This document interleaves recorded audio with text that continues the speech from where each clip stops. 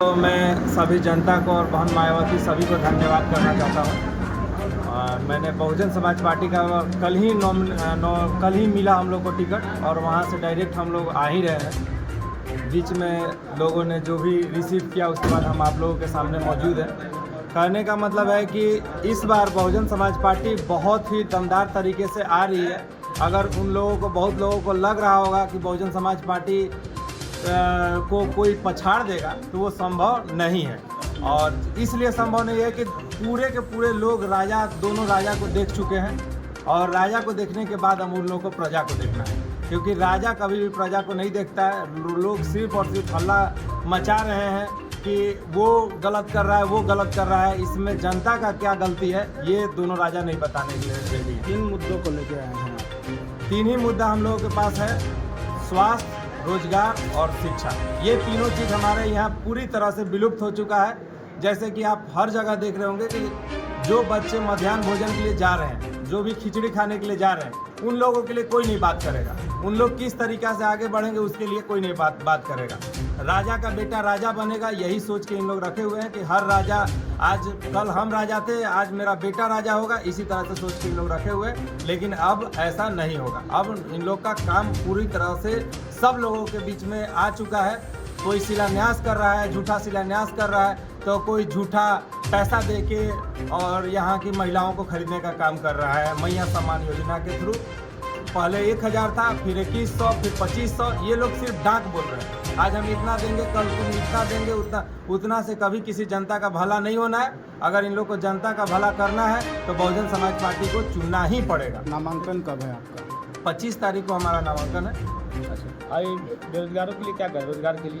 रोजगार के लिए कम से कम 25,000 से ज़्यादा हम लोग रोजगार देने वाले हैं, इसमें कोई संदेह नहीं है। 10,000 का रोजगार तो आज हम खुद ही दे सकते हैं, आज के डेट में हम दे सकते हैं। लेकिन फिर भी अगर हम इस एरिया में अपने विधानसभा में अगर फैक्ट्री या कंपनी नहीं डालेंगे तो आप खुद ही समझ सकते हैं कि नियम होता है कि जिस एरिया में आप फैक्ट्री या कंपनी चलाएंगे वहाँ का 60 से 80% लोग को देना पड़ता है। तो हम दूसरे जगह जहाँ पे अगर हम डाल रहे हैं तो वहाँ पे 60 से 80% लोग हमारे काम कर रहे हैं। तो इसी कारण से हम खुद अपने भरोसे पे बोल रहे हैं, सरकार का भरोसा हमें नहीं है।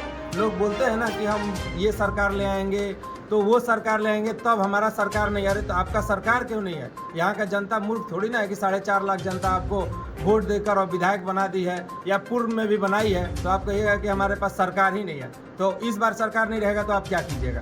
एक तरफ आपके साथ उधर के पूर्व विधायक हैं, झामुमो उम्मीदवार है, भाजपा के है, जो 3 बार का विधायक है, कैसे उनका सामना कीजिए? बहुत ही आसान है।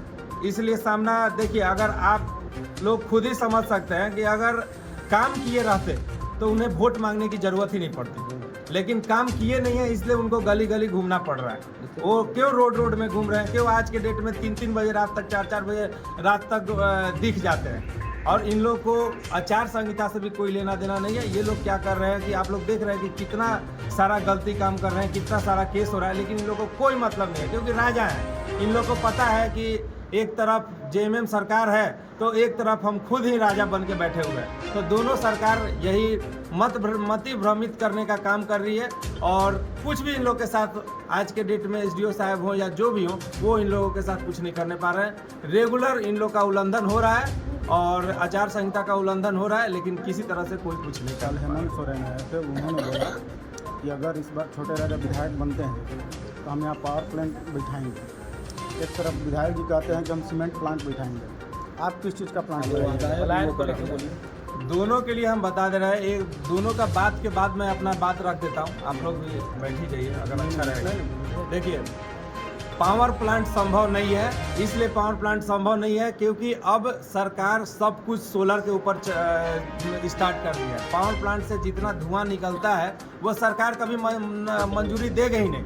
ये इनको, हमारे हेमंत सोरेन जी, माननीय मुख्यमंत्री जी को ये पता होना चाहिए कि वो चाह कर भी नहीं लगवा सकते हैं। वो भी चाह जाएंगे तभी भी नहीं लगेगा, क्योंकि इसमें भारत सरकार का भी मंजूरी चाहिए होता है, सिर्फ राज्य सरकार का मंजूरी से नहीं होता है। अब भारत सरकार कभी भी इस टाइप का मंजूरी नहीं देगी जिससे कि प्रदूषण फैले, पहला चीज़। दूसरा चीज़, सीमेंट फैक्ट्री तो 15 साल से लगते आ रहा है। पावर प्लांट तो एक बार शिलान्यास हो भी चुका था।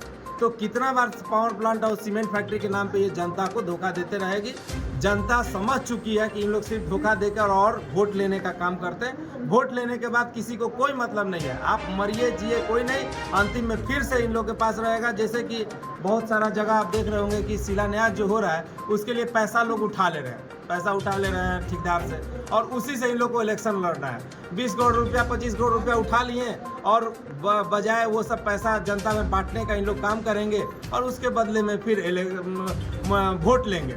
तो 20 करोड़ की जगह 200 करोड़ हम लोग कमवाते हैं। हम लोग का जनता का आँख खुलना चाहिए इसमें कि कोई भी कुछ नहीं कर सकता है। दारू पानी और पैसा पे अपील करते हैं पूरे जनता से कि न बिके, नहीं तो आप लोग का ज़िंदगी बिक रहा है। आप लोग नहीं बिक रहे हैं, आप लोग का ज़िंदगी और आपका भविष्य बिक रहा है। अगर इसी तरह से करना है तो करते रहिए, कोई दिक्कत नहीं है। आगे फिर से यही चीज़ होता रहेगा और लास्ट में जैसे बच्चा भुइयाँ डंडई में मार के 4 दिन तक और 5वां दिन उनको मार दिया गया, डंडई में का थाना का जो केस है, उसी तरीक़ा से किसी के साथ कभी भी हो सकता है। वैसा कुछ भी नहीं है। इसी तरह का कधवन में भी एक केस देखने को आया है, वैसा ही केस हमेशा मिलता रहेगा। दोनों राजा हैं, इन लोग के साथ कुछ भी नहीं होगा। जनता से क्या अपील है? जनता से यही अपील रहेगा कि उन लोग सोचे समझे फिर वोट दें। इस बार दारू पानी पैसा पर वोट देने का काम बंद करें और अन्यथा उन लोग अपने आप को नहीं, अपने पूरे भविष्य को, अपने नाती पोता सबको, अपना तो जीवन ख़त्म कर ही चुके हैं,